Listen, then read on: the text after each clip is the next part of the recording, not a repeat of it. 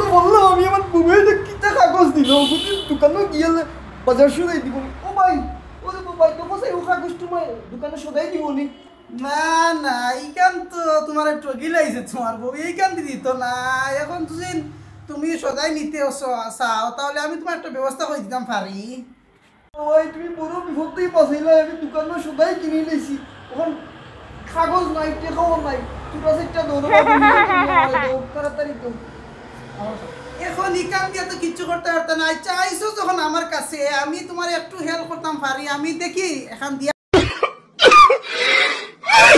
ও না কত সুন্দর এখান দিলাম তোমার উপরে নাই বহুত দোয়া দুঃখ করে ইস কি বিপত্তি বাঁচাইছো বড় সুন্দর নোট লাল নোট কষ্ট আমার দিছো আচ্ছা ভাই জান যাই আমি বালা দেখো